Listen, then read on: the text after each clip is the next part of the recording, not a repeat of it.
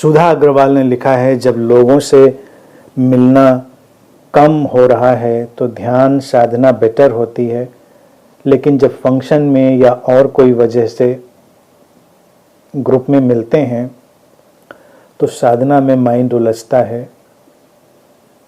इससे कैसे बचें? हर बात का एक ही इलाज है, पूरा स्वीकार कर लें उस परिस्थिति को, अपने जीवन को, और सब समाधान निकलेगा। साधना और ध्यान एक समझ है, एक अंतर्दृष्टि है, एक आंतरिक अवस्था है। उसका ना तुम्हारे अकेले होने से रिश्ता है, ना उसका किसी के साथ होने से रिश्ता है।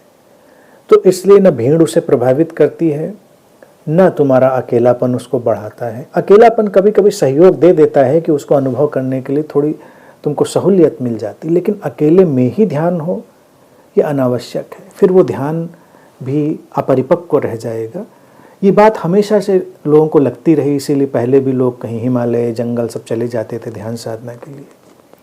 लेकिन वो जाना बेमानी है, उसका कोई बहुत अर्थ नहीं है, उसका कोई बहुत प्रयोजन भी नहीं है।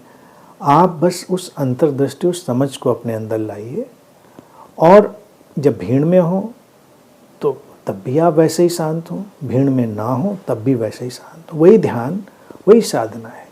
नहीं तो साधना भी बहुत ही कमज़ोर हो जाएगी। साधना में एक साधक को उस कमल की तरह होना है जो कीचड़ में खिलता है। कीचड़ के तार को वो समेट कर खिल जाता है, उससे पोषण ले लेता है, लेकिन उसमें उलझता नहीं। तो हम भी क्यों उलझेंगे? कोई नहीं उलझता।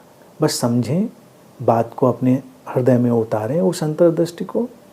तो भीड़ हो, अकेलापन हो, बाजार हो, हिमालय हो, जंगल हो, किसी बात से कोई फ़र्क नहीं पड़ता। ध्यान साधना हमेशा वैसी ही, तुम्हारी अंतरतम की शांति हमेशा वैसी ही रहती है, वो परिस्थितियों पर निर्भर नहीं होती।